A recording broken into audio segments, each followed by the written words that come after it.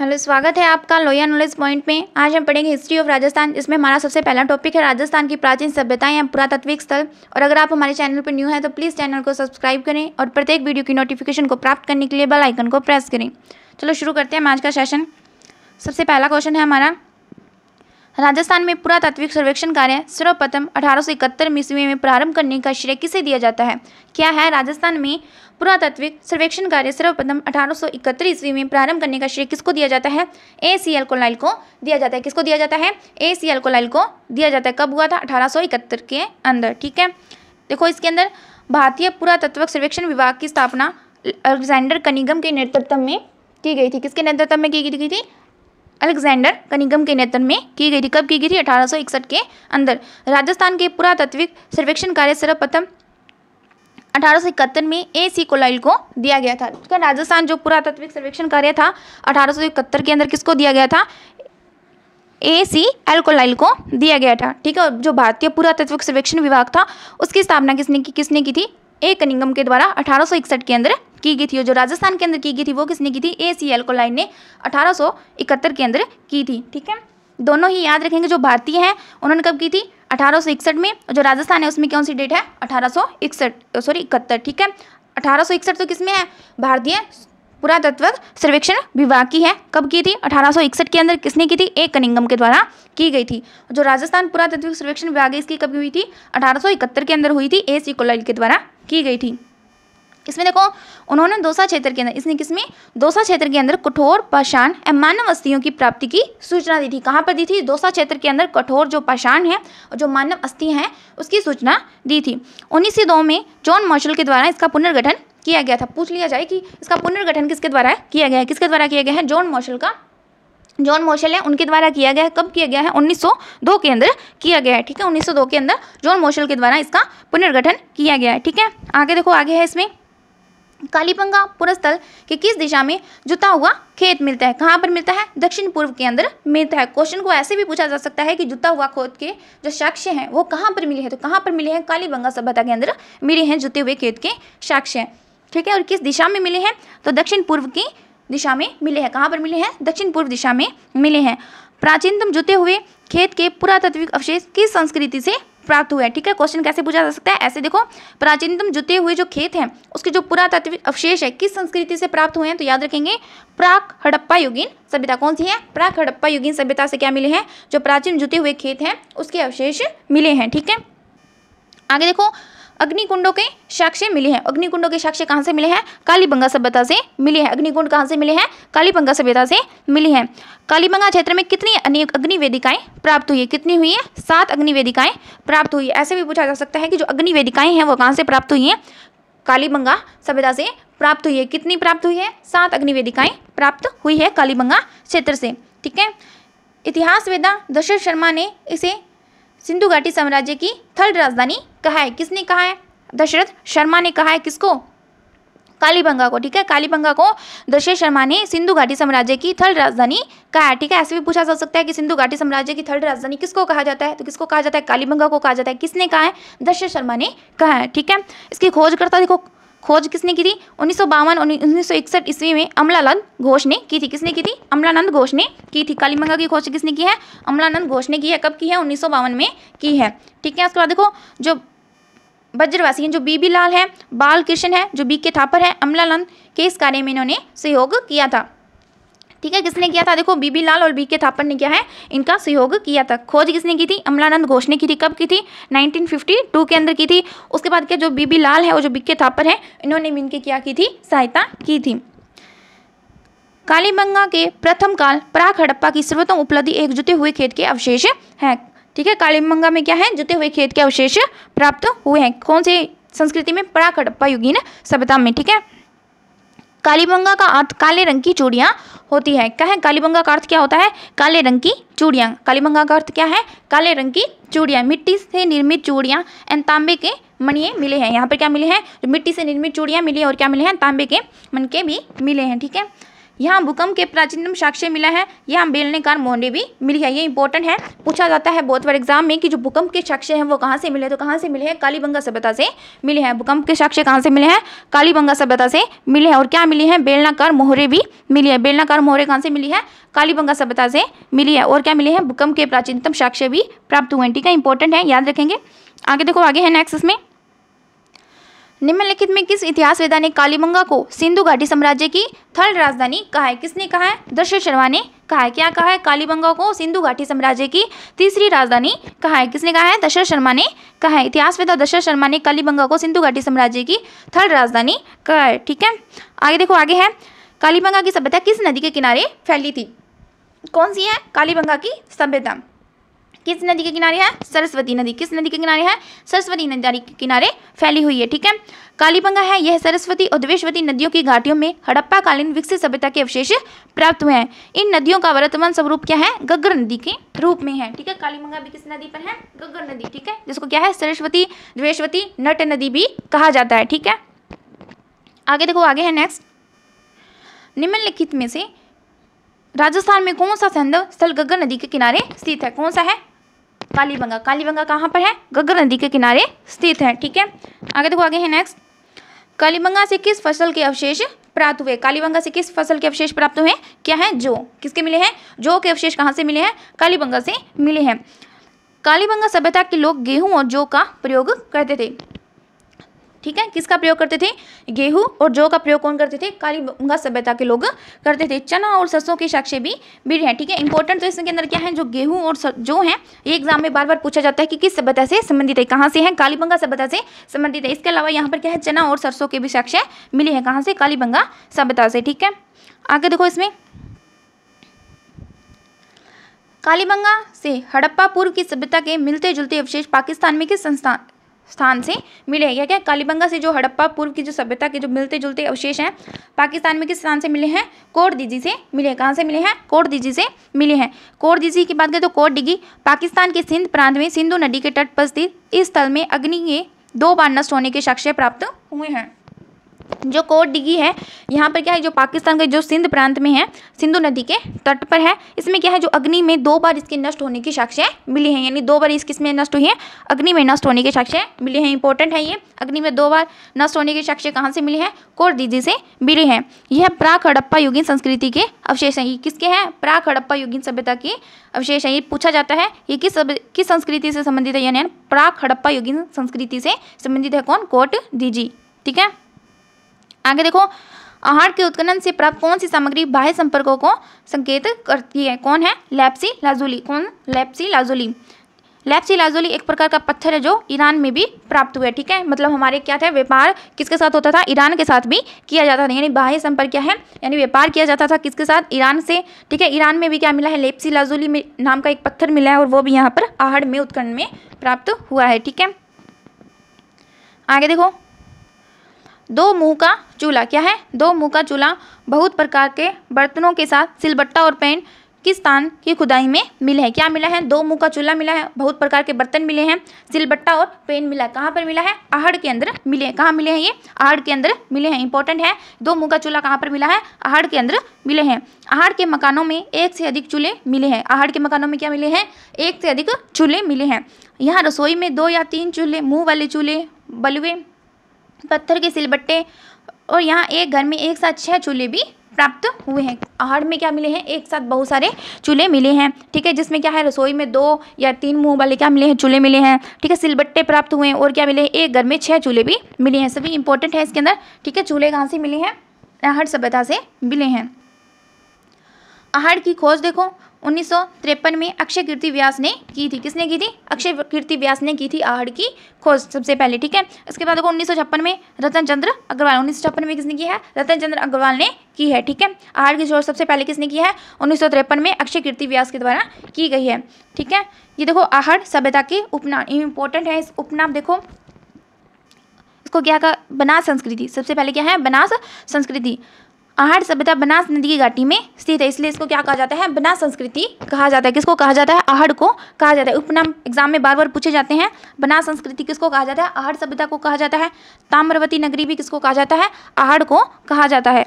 धूलकोट, स्थानीय या बोलचाल की भाषा में आहड़ सभ्यता को इस नाम से जाना जाता है। धूलकोट का अर्थ है धूल का टीला, ठीक है। धूलकोट पूछा जाता है कि धूलकोट किसका प्राचीन नाम है, तो किसका नाम प्राचीन नाम है, आहड़ को कहा जाता है। क्यों कहा जाता है, क्योंकि यहाँ की जो बोलचाल की बात में उसमें आहड़ सभ्यता को इस नाम से जाना जाता है। धूलकोट का अर्थ क्या होता है, धूल का टीला, ठीक है।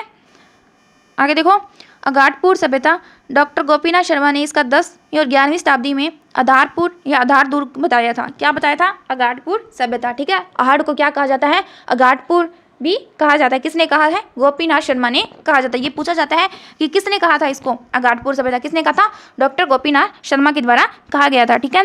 ओजियान सभ्यता और मेद पाटक सभ्यता भी इसको कहा जाता है। किसको, आहड़ सभ्यता को, ठीक है। कौन सी सभ्यता कहा जाता है, ओजियाना सभ्यता और मेद पाटक सभ्यता भी कहा जाता है, ठीक है। बनास संस्कृति भी इसको कहा जाता है। किसको कहा जाता है, आहड़ को कहा जाता है। उपनाम याद रखेंगे, इंपॉर्टेंट है। उसके बाद आगे देखो, आगे है विराट प्राचीन काल में राजधानी थी। विराट प्राचीन काल में किसकी राजधानी थी, मत्स्य राज्य की राजधानी थी। कौन, विराट, ठीक है। किसकी राजधानी थी, मत्स्य राज्य की राजधानी थी विराट। प्राचीन मत्स्य जनपद की राजधानी विराटनगर, वर्तमान विराट में बिज्जक की पहाड़ी, भीम जी की डूंगरी, महादेव जी की डूंगरी आदि स्थानों पर उत्खनन कार्य प्रथम बार दयानंद साहनी द्वारा 1936-37 में किया गया। देखो, सबसे पहले तो विराट की जो राजधानी है वो क्या है, मत्स्य, ठीक है।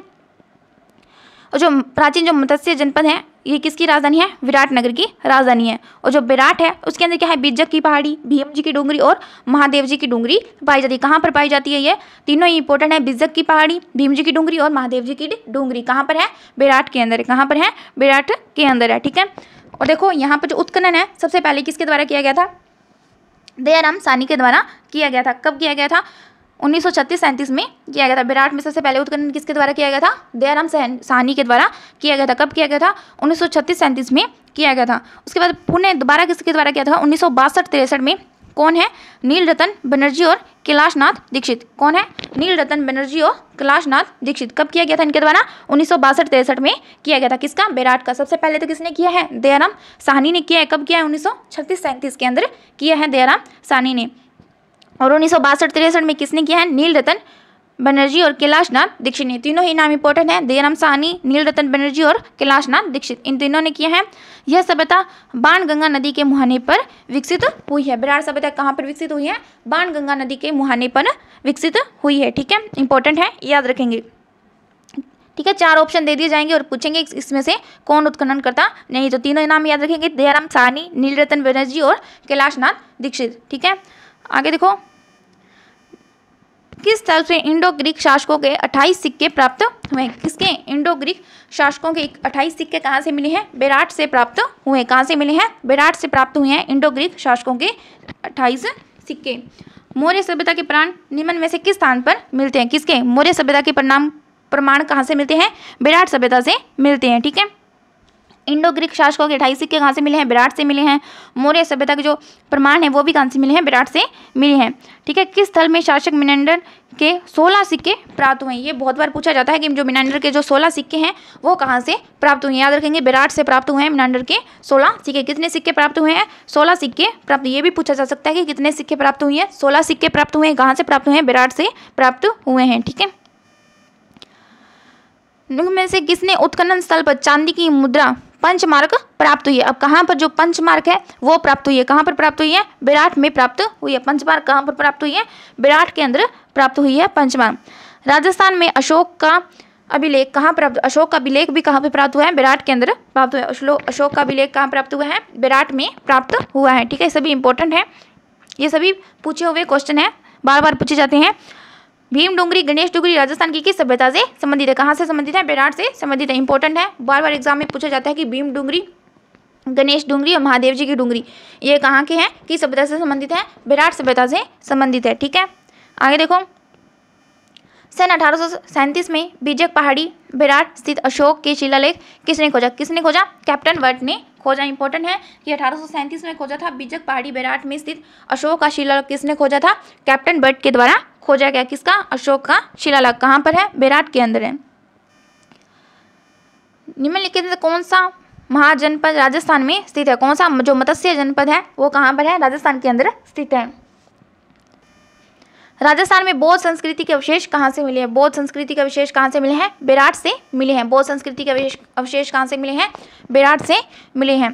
प्राचीन काल में विराट नगर नाम से प्रसिद्ध बेराट स्थल खुदाई पर एक गोल बौद्ध मंदिर के अवशेष, मृद पात्र में 3 रत्न, स्वास्तिक अलंकार आदि प्राप्त हुए हैं। ठीक है, कहाँ से प्राप्त हुए? ये बेराट से प्राप्त हुए हैं। क्या है? गोल बौद्ध मंदिर, ठीक है, मिट्टी के पात्र हैं पर 3 रत्न और क्या है? स्वास्तिक बना हुआ। कहाँ से प्राप्त हुए हैं? बेराट से प्राप्त हुए हैं। यह अपने ढंग का अकेला शिलालेख है जिसने अशोक ने 7 बौद्ध पुस्तकों के नाम बताए हैं। क्या बताए इसमें? अशोक ने 7 बौद्ध पुस्तकों के नाम बताए। ऐसे माना जाता है कि यहाँ स्थित भीम की डूंगरी पांडु हिल के पास पांडवों ने अपने अज्ञातवास का 1 वर्ष व्यतीत किया था। इंपॉर्टेंट क्वेश्चन है, पूछा जाता है कि जो पांडवों ने जो अपना अज्ञातवास है वो कहाँ पर व्यतीत किया था? कहाँ पर किया था? बेराट के अंदर किया था। कहाँ पर किया था? बेराट में किया था। बेराट के खोजकर्ता देखो कौन है? 1936-37 में कौन है? राय बहादुर दयाराम साहनी। तथा 1962-63 में कौन है?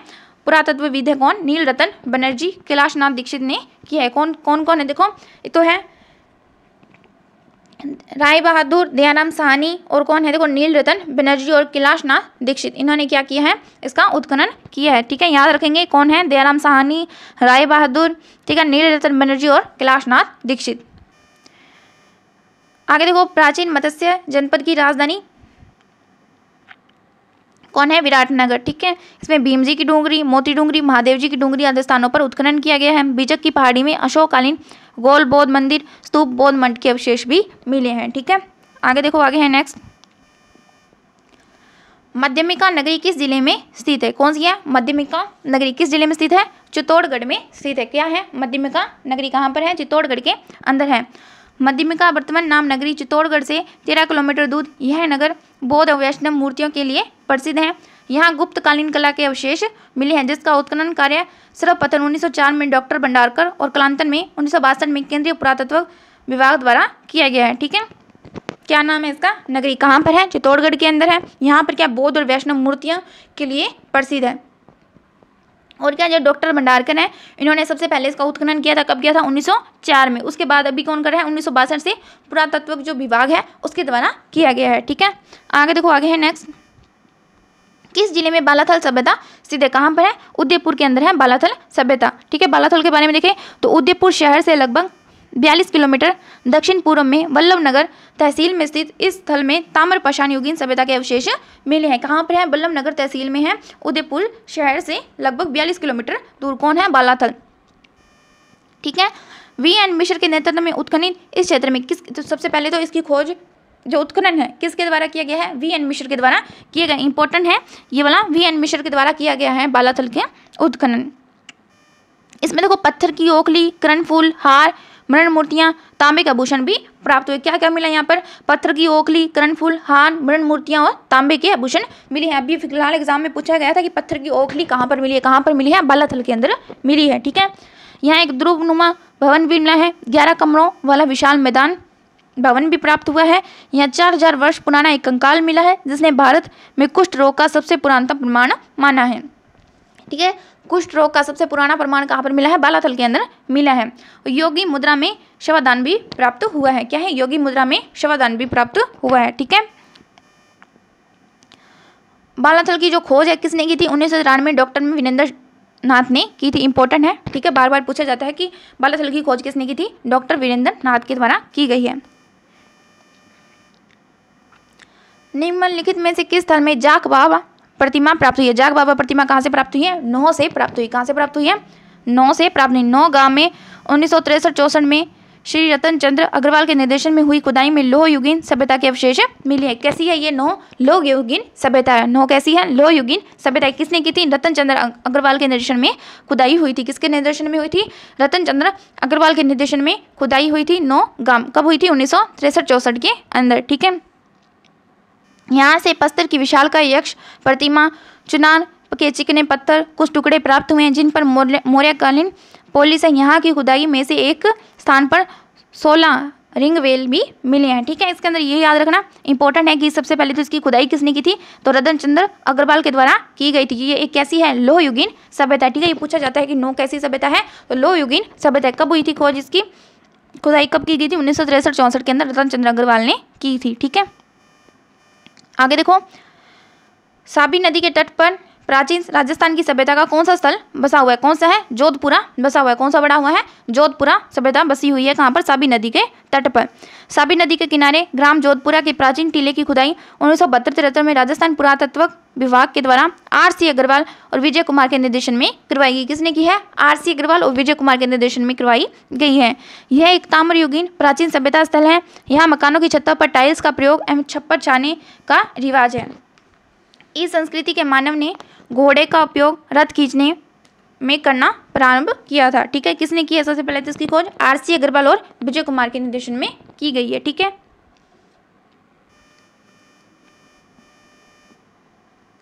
आगे देखो, रंग महल 1952 में किस पुरातत्वविद के निर्देशन में इसका उत्खनन किया गया है। रंग महल का उत्खनन किसने किया है, हन रीड ने किया। किसने किया, हन रीड के द्वारा किया गया है।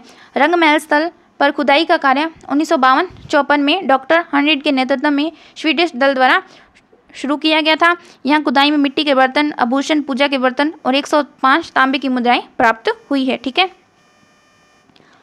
राजस्थान के पुरातात्विक स्थलों में से कौन सा सिंधु घाटी सभ्यता का भाग नहीं था, कौन सा, बिंजोर। राजस्थान में निम्न में से किस कस्बे का प्राचीन स्रोतों में चंपावती के नाम से जाना जाता, किसको जाना जाता, चाकसू को। चाकसू को क्या जाना जाता था, चंपावती के नाम से जाना जाता था। राजस्थान के किस स्थल में पूरा पाषाण युग उपकरण उपलब्ध हुए, कहाँ पर हुए हैं, भानगढ़ के अंदर पूरा पाषाण युग उपकरण उपलब्ध हुए हैं। बागौर एवं तिलवाड़ा नामक स्थान मुख्यतः किस काल से संबंधित है। बागौर और तिलवाड़ा किससे संबंधित है, मध्य पाषाण काल से संबंधित है। इंपॉर्टेंट है कि जो बागौर और तिलवाड़ा है ये किससे संबंधित है, मध्य पाषाण काल से संबंधित है बागौर और तिलवाड़ा। ठीक है, आगे देखो, गणेश्वर सभ्यता किस काल से संबंधित है, तो ताम्र कांस्य युग से संबंधित है। किससे है, ताम्र युग से संबंधित है कौन, गणेश्वर सभ्यता। कौन सा एक ताम्र पाषाण कालीन स्थल है, कौन सा है, देखो आहट। आहट क्या है, ताम्र पाषाण कालीन स्थल है। आगे देखो, डॉक्टर केदारनाथ पुरी किस पुरातत्विक स्थल के अनुसंधान करता है, किसके है, रेड टॉक के। किसके, रेड, कौन है, केदारनाथ पुरी। राजस्थान किस पुरातत्विक स्थल से अपोलोडोर्स का सिक्का प्राप्त हुआ है। अपोलोडोर्स का सिक्का कहाँ से प्राप्त हुआ है, रेड से प्राप्त हुआ है। अपोलोडोर्स का सिक्का कहाँ से प्राप्त हुआ है, रेड से प्राप्त हुआ है। इंपॉर्टेंट है, अपोलोडोर्स का सिक्का रेड से प्राप्त हुआ है। रेड के उत्खनन में 3075 आहत मुद्रा या पंचमार्क सिक्के भी पाए गए हैं। आहत मुद्राएं और पंचमार्क सिक्के कहाँ से मिले हैं, रेड से मिले हैं। रेड से आहत मुद्रा के अतिरिक्त 300 मालव जनपद के सिक्के, 14 मित्र सिक्के, 6 सेनापति सिक्के, 7 बप्पू सिक्के, 1 अपोलोडोर्स का सिक्का, 189 अज्ञात ताम्र सिक्के और इंडोसैशियन सिक्के भी प्रमुख हैं, यहाँ से मिले हैं। ठीक है, 300 मालव जनपद के सिक्के कहाँ से मिले हैं, रेड से मिले हैं। ठीक है, आहत मुद्राएं, अपोलोडोर्स का सिक्का, ये सभी कहाँ से मिले हैं, रेड से मिले हैं। रेड के उत्खनन में यवन सिक्कों में यूनानी शासक अपोलोडोर्स का एक खंडित सिक्का भी मिला है। अपोलोडोर्स का क्या मिला है, खंडित सिक्का मिला है यहाँ पर, कहाँ पर, रेड के अंदर। राजस्थान में पशुपालन के प्राचीनतम साक्ष्य कहाँ से मिले, कहाँ से मिले हैं, बागौर से मिले हैं। इंपॉर्टेंट है कि जो पशुपालन के प्राचीनतम साक्ष्य है वो कहाँ से मिले हैं, बागौर से मिले हैं। आगे देखो, गणेश्वर सभ्यता खोज किसने की थी, डॉक्टर वीरेंद्र नाथ के द्वारा की गई थी। कब की गई थी, 1977-78 के अंदर की गई थी। गणेश्वर सभ्यता खोज किसके द्वारा की गई है, 1977-78 में डॉक्टर वीरेंद्र के नाथ के द्वारा की गई है। ठीक है, RC अग्रवाल और विजय अग्रवाल, कौन है, RC अग्रवाल, विजय अग्रवाल और कौन है, डॉक्टर वीरेंद्र नाथ। कब की गई है, 1977-78 के अंदर गणेश्वर सभ्यता की है। गणेश्वर से प्राप्त मृद बाण क्या है, गणेश्वर से प्राप्त जो मृद भांड है उसको क्या है, कपीशवन्नी कहलाते हैं। क्या कहलाते हैं, कपीशवन्नी कहलाते हैं। इंपॉर्टेंट है, पूछा जाता है कि गणेश्वर से प्राप्त मृद भांड को क्या कहते हैं, कपीशवन्नी कहा जाता है। गणेश्वर सभ्यता को ताम्रयुगीन सभ्यताओं की जननी कहा जाता है। इंपॉर्टेंट है कि ताम्रयुगीन सभ्यताओं की जननी किसको कहा जाता है, गणेश्वर सभ्यता को कहा जाता है। ठीक है, गणेश्वर सभ्यता को क्या है, ताम्रयुगीन सभ्यताओं की जननी कहा जाता है। यहाँ प्रचुर मात्रा में ताम्र सामग्री पाई जाती है। क्या पाई जाती है, गणेश्वर में प्रचुर मात्रा में ताम्र जो सामग्री है वो पाई जाती है। ठीक है, आगे देखो, आगे है नेक्स्ट, प्रयोग ऐतिहासिक काल की बागौर सभ्यता के अवशेष कोठारी नदी के तट पर किस स्थान से मिले, कहाँ से मिले हैं, महासतिया से मिले हैं। क्या मिले हैं, बागौर सभ्यता के अवशेष कोठारी नदी के तट पर महासतिया स्थान से मिले हैं। ठीक है, राजस्थान के किस जिले में पुरातात्विक बागौर कस्बा स्थित है? कौन सा कस्बा है? बागौर कस्बा स्थित है। कहाँ पर है? भीलवाड़ा के अंदर है बागौर कस्बा। बागौर सभ्यता का उत्खनन स्थल भीलवाड़ा जिले से लगभग 25 किलोमीटर दूर कोठारी नदी के किनारे महासतियों का टीला है। ठीक है। डॉक्टर वीरेंद्र मिश्र के नेतृत्व में देखो क्या है, डॉक्टर वीरेंद्र नाथ मिश्र के 1967 में किया गया था इसमें। ठीक है। इसमें क्या था? प्रस्तर युग के उपकरण, हथौड़े, छेद वाले पत्थर, गाय, बैल, सुअर आदि की हड्डियों के अवशेष मिले हैं। बागौर में कृषि और पशुपालन के प्राचीनतम साक्ष्य मिले हैं। इसे आदिम संस्कृति का संग्रहालय कहा जाता है। देखो ये 2 लाइन इंपॉर्टेंट है। इसमें लास्ट में देखो, इसमें क्या है? कृषि और पशुपालन के जो प्राचीनतम साक्ष्य हैं ये मिले हैं, और इसे क्या है? आदिम संस्कृति का संग्रहालय भी कहा जाता है। ठीक है। आगे देखो, आगे है नेक्स्ट, कालीबंगा प्रथम के नाम से किस सभ्यता को जाना जाता है? किसको जाना जाता है? सौंथी। सौंथी सभ्यता को क्या है? कालीबंगा फर्स्ट के नाम से जाना जाता है। सौंथी को कालीबंगा प्रथम के नाम से जाना जाता है। इसका उत्खनन 1953 में अमलानंद घोष ने किया था। ठीक है। आगे देखो, बेराट स्थित पहाड़ी जहां बौद्ध विहार के अवशेष मिले हैं उसे जाना जाता है बिजक की पहाड़ी। आगे देखो, अनाज रखने के बड़े मृदभांड जिन्हें गोरी बेखौंट कहा जाता है किस प्राचीन सभ्यता से मिले हैं? क्या? अनाज रखने के बड़े बड़े क्या है? मृदभांड मिले हैं, जिसे क्या कहा जाता है? गोरे बेखौंट कहा जाता है। कहाँ से मिले हैं? आहड़ से मिले हैं। इंपॉर्टेंट है। ठीक है। अनाज के बड़े बड़े मृदभांड कहाँ से मिले हैं? आहड़ से मिले हैं। कौन सी वस्तु आहड़ सभ्यता के स्थलों से संबंधित नहीं है? कौन सी नहीं है? चित्रित दूसर मृदभांड। ठीक है। राजस्थान में लौह धातु के प्राचीनतम साक्ष्य किस पात्र से संस्कृति से प्राप्त हुए? कौन सी है? देखो, काले व लाल रंग की मृदभांड संस्कृति B&R। कौन सी है? देखो ये इंपॉर्टेंट है, याद रखना। क्या है? राजस्थान में लौह धातु के, किसके हैं? लौह धातु के प्राचीनतम साक्ष्य किस पात्र संस्कृति से प्राप्त हुए हैं? इंपॉर्टेंट क्वेश्चन है। क्या है? काल व लाल रंग की मृदभांड संस्कृति क्या है? इसको कहते हैं B&R। क्या है? B&R से प्राप्त हुए हैं। ठीक है। आगे देखो, लाल व काले मृदभांड वाली संस्कृति का प्रमुख केंद्र कौन है? आहड़। कौन है? आहड़। आहड़ संस्कृति के लोग निम्नलिखित में से किस धातु से परिचित नहीं थे? जो आहड़ संस्कृति के लोग थे वो किससे परिचित नहीं थे? चांदी से परिचित नहीं थे। इंपॉर्टेंट है, किससे परिचित नहीं थे? चांदी से परिचित नहीं थे। कौन? आहड़ संस्कृति के लोग। ठीक है।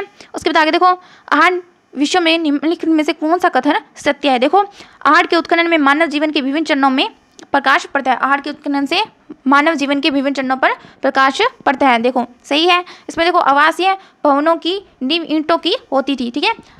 जो आहड़ की जो नींव थी वो कैसी थी? ईंटों की होती थी। आहड़वासी दीवारों में नींवों को मजबूत एवं सौंदर्य युक्त बनाने हेतु मिट्टी के क्वार्टर्स के टुकड़े, जिप्स के सम्मिश्रण का प्रयोग करते थे। ये इंपॉर्टेंट है। देखो, जो आहड़वासी थे वो दीवारों जो नींवों की मजबूती है, ठीक है, उन्हें सौंदर्यपूर्ण बनाने के लिए क्या करते थे? मिट्टी में क्वार्टर्स के टुकड़े और चिप्स का सम्मिश्रण यूज करते थे। ठीक है। आगे देखो, आहड़ के आवासीय भवन ईंटों से निर्मित थे। तांबे के उपकरण की प्रचुरता के कारण से प्राचीन काल में ताम्र नगरी कहा जाता था। किसको? आहड़ को क्या कहा जाता था? ताम्र नगरी कहा जाता था। यहाँ अनाज रखने के बड़े बड़े भांड भी मिले हैं, जिन्हें स्थानीय भाषा में गोरे और कोठे कहा जाता है। क्या कहा जाता है? गोरे और कोठे कहा जाता है।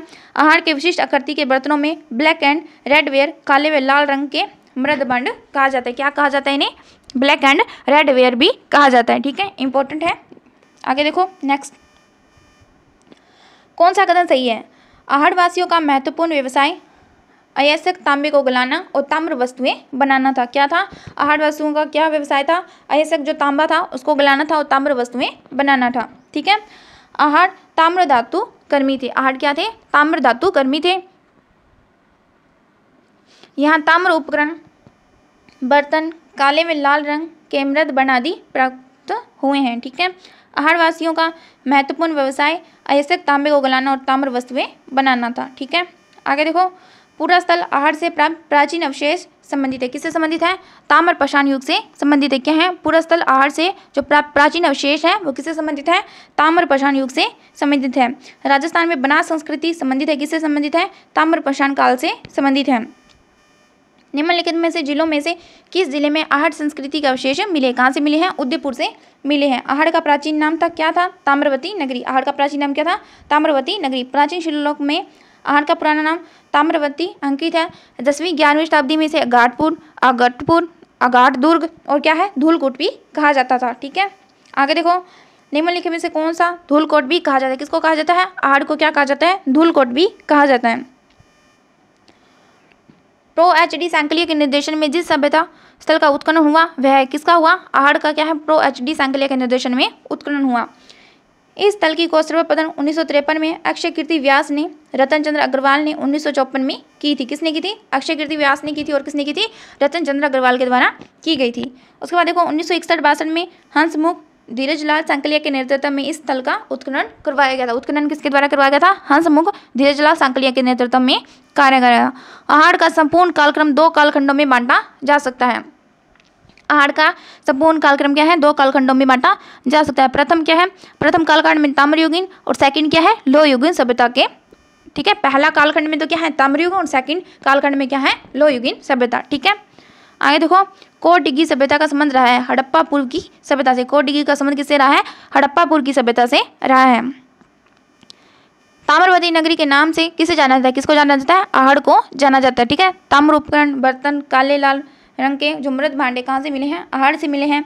तांबे के उपकरणों में प्राचुरता होने के कारण इसे ताम्रवती नगरी कहा जाता है और ब्लैक एंड रेड वेयर भी कहा जाता था। ठीक है, आगे देखो 1950-51 में कालीबंगा प्रयासों से गग्गर नदी की पहचान की। ठीक है, कालीबंगा प्रयासों से गग्गर नदी की पहचान की। किसने की थी? अमलानंद घोष ने की। किसकी की थी? कालीबंगा की खोज की थी। कालीबंगा राजस्थान के हनुमानगढ़ जिला में मुख्यालय दक्षिण पश्चिम में स्थित है। इस स्थल की खोज 1950-51 में अमलानंद घोष ने, इसका उत्खनन बीबी लाल और बीके थापर ने करवाया था। ठीक है, आगे देखो इतालवी भारतविद लुई टेसिटोरी द्वारा सिंधु घाटी सभ्यता के प्रागैतिहासिक एवं पूर्व मौर्य शक्ति के सर्वप्रथम पहचान राजस्थान के किस स्थान पर की गई थी? कहाँ पर की गई थी? कालीबंगा के अंदर की गई थी। ठीक है, कहाँ पर की गई थी? कालीबंगा के अंदर की गई थी। राजस्थान में हड़प्पा सभ्यता का प्रसिद्ध स्थल कालीबंगा किस जिले में है? कहाँ पर है? हनुमानगढ़ के अंदर है। कहाँ के अवशेषों से पता चलता है कि विश्व विख्यात सैंधव सभ्यता का राजस्थान में विकास हो रहा है? किससे? कालीबंगा, पीलीबंगा, रंगमहल। कौन है? कालीबंगा, पीलीबंगा और रंगमहल। इन तीनों से पता चलता है कि विश्व विख्यात सैंधव सभ्यता का राजस्थान में विकास हुआ था। कालीबंगा का शाब्दिक अर्थ क्या है? काली चूड़ियाँ। कालीबंगा की सभ्यता किस नदी के समीप है? सरस्वती नदी के किनारे है। 1950-51 में कालीबंगा की पहचान किसने की थी? अमलानंद घोष ने की थी। राजस्थान का कौन सा प्रसिद्ध पुरस्थल उसी नदी के किनारे स्थित है जिसके किनारे प्राचीन काल में ऋग्वेद की रचना हुई थी? किसकी हुई थी? कालीबंगा में। ठीक है, कालीबंगा से देखो बार बार क्वेश्चन घुमा फिरा के पूछे जा रहे हैं। ठीक है, अब इसमें क्या पूछ लिया कि उस नदी के किनारे स्थित है जिस किनारे क्या है? प्राचीन काल में ऋग्वेद की रचना हुई थी। कौन है? कालीबंगा सभ्यता। हड़प्पा और मोहनजोदड़ो का उत्खनन वर्ष क्या है? 1920-21 से 1922-23। क्या है? 1920-21 से 1922-23। राजस्थान के किस भाग में पूरा पाषाण काल में हैंड एक्स हाथ कुठार संस्कृति के अवशेष मिले? कहाँ से मिले हैं? विराटनगर, भानगढ़ और डिगरिया। इंपॉर्टेंट है, देखो राजस्थान के किस भाग से पूरा पाषाण काल की हैंड एक्स एंड हाथ कुठार संस्कृति के अवशेष मिले हैं? कहाँ से मिले हैं? विराटनगर, भानगढ़ और डिगारिया से मिले हैं। ठीक है, राजस्थान में निम्न में से किस प्रचित्र शैलाशियों की खोज की? कहाँ पर की गई है? दर्ग के अंदर की गई है। आगे देखो मानव ने सर्वप्रथम किस प्रकार की धातुओं का प्रयोग करना प्रारंभ किया था? किसका किया था? तांबा। इंपॉर्टेंट है, याद रखना कि मानव ने सबसे पहले किस धातु का प्रयोग करना प्रारंभ किया था? तांबा का यूज किया था। ठीक है, लकड़ी को कुरेद कर नाली बनाने के अवशेष एकमात्र कहाँ से प्राप्त हुए हैं? कालीबंगा से प्राप्त हुए हैं। इंपॉर्टेंट है, लकड़ी को कुरेद कर नाली बनाने के एकमात्र शख्स कहाँ से मिले हैं? कालीबंगा से प्राप्त हुए हैं। आगे देखो देश की स्वतंत्रता के बाद भारत का वह पहला पुरातात्विक स्थल जिसका उत्खनन किया गया। किसका किया गया? कालीबंगा ही ऐसा है जिसका क्या है? देश की स्वतंत्रता के बाद भारत में वह पहला पुरातात्विक स्थल है जिसका उत्खनन किया गया था। किसका किया गया था? कालीबंगा का किया गया था। ठीक है, कालीबंगा के संबंध में निम्न में से कौन सा कथन सत्य है? यह एक नगरीय प्रधान सभ्यता थी। कालीबंगा क्या है? नगरीय प्रधान सभ्यता थी। कैसी थी ये? नगरीय प्रधान सभ्यता थी। यह हनुमानगढ़ जिले में स्थित है। कहाँ पर है ये? हनुमानगढ़ जिले में स्थित है। यह उत्खनन कार्य से हड़प्पा एवं पूर्व हड़प्पा कालीन सभ्यता के अवशेष मिले। यहाँ से क्या मिले हैं? हड़प्पा और पूर्व हड़प्पा कालीन के अवशेष मिले। कहाँ से? कालीबंगा से। ठीक है, कालीबंगा के उत्खनन से प्राप्त मिट्टी के बर्तन किस रंग के? काले व भूरे। कालीबंगा से प्राप्त जो मिट्टी के बर्तन है वो कैसे हैं? काले व भूरे रंग के हैं। किन पशुओं का पालन कालीबंगा के निवासी द्वारा किया जाता था? कालीबंगा में देखो भेड़, बकरी, गाय, भैंस, सुअर और ऊँट। किन किन से परिचित है ये? भेड़, बकरी, गाय, भैंस, सुअर और ऊँट से परिचित थे कौन? कालीबंगा के लोग। एक घर में एक साथ 6 चूल्हे का किस पुरातात्विक स्थल से प्राप्त हुए? कहाँ से प्राप्त हुए हैं? आहड़ से मिले हैं। एक घर में एक साथ 6 चूल्हे। एक घर से एक से अधिक चूल्हे इस सभ्यता बड़े परिवार या सामूहिक भोजन व्यवस्था को इंगित करता है। ठीक है, कहाँ से मिले हैं? आहड़ से मिले हैं। ये देखो, ये इंपॉर्टेंट है। बंसियन बुल, मिट्टी से बनी पुरातात्विक वृषभ की आकृति है। क्या है? बंसियन बुल क्या है? मिट्टी से बनी वृषभ आकृति है। बैलों की ये मिट्टी की आकृतियां आहड़ की खुदाई से प्राप्त हुई। कहाँ से मिली है? आहड़ की खुदाई से प्राप्त हुई है बंसियन बुल। शुंगकालीन तीखे किनारे वाले प्याले किस पुरातात्विक स्थल से प्राप्त हुए? कहाँ से प्राप्त हुए? लछुरा से प्राप्त हुए। क्या है? शुंगकालीन तीखे किनारे वाले प्याले किस पुरातात्विक स्थल से प्राप्त हुए? कहाँ से प्राप्त हुए? लछुरा से प्राप्त हुए हैं। लछुरा, इसकी खोज देखो किसने की थी? इसकी 1998 में श्री B.R. मीना के निर्देशन में की गई थी। ठीक है, ये देखो, ये इंपॉर्टेंट है। इसकी खोज याद रखना किसने की थी? B.R. मीना के निर्देशन में की थी। जो शुंगकालीन तीखे किनारे वाले प्याले हैं वो कहाँ पर मिले हैं? लछुरा के अंदर मिले हैं। यहाँ उत्खनन में प्राप्त अवशेषों में शुंगकालीन तीखे किनारे वाले प्याले, काले व लाल रंग के मृत भांड और तांबे के बर्तन मिले। क्या मिले? यहाँ पर शुंगकालीन तीखे किनारे वाले प्याले मिले हैं, काले व लाल रंग के मृत भांड और तांबे के बर्तन मिले हैं। और इसकी खोज किसने की थी? श्री B.R. मीना के निर्देशन में की गई थी। ठीक है, इंपॉर्टेंट है। आगे देखो, इसमें बालाथल पुरातात्विक स्थल की खोज का श्रेय किसको जाता है? Doctor V.N. मिश्र को जाता है। V.N. मिश्र द्वारा 1962 में इस सभ्यता की खोज की गई थी। 1993 में उनके निर्देशन में इसका उत्खनन करवाया गया था। ठीक है, आगे देखो, उदयपुर जिले में स्थित किस पुरातात्विक स्थल से उत्खनन में 11 कमरों युक्त एक विशाल भवन प्राप्त हुआ? कहाँ पर हुआ है? बालाथल के अंदर क्या है? 11 कमरों युक्त एक विशाल भवन की प्राप्ति हुई है। कहाँ पर हुई है? बालाथल के अंदर। रंग महल देखो, राजस्थान में हनुमानगढ़ जिले में गग्गर नदी या सरस्वती नदी के तट पर स्थित है। रंग महल कहाँ पर है? हनुमानगढ़ जिले में गग्गर या सरस्वती नदी के तट पर स्थित है। खोज किसने की थी? डॉक्टर हेनराइड के द्वारा की गई थी। किसने की? डॉक्टर हेनराइड के द्वारा की गई थी। कहाँ के रहने वाले? ये स्वीडन के रहने वाले। कब की थी? 1952-54 में की थी। किसकी की थी? रंग महल की थी। कहाँ पर है? हनुमानगढ़ में है। किस नदी पर है? गग्गर या सरस्वती नदी पर। खोज किसने की थी? डॉक्टर हेनराइड के द्वारा की गई थी। कब की गई थी? 1952-54 के अंदर की गई थी। ठीक है, इस प्रकार जो राजस्थान की सभ्यताएं थी प्राचीन वो कंप्लीट हो चुकी हैं। अगर आपको वीडियो पसंद आया तो प्लीज़ लाइक करें, शेयर करें, कमेंट करें। Thank you.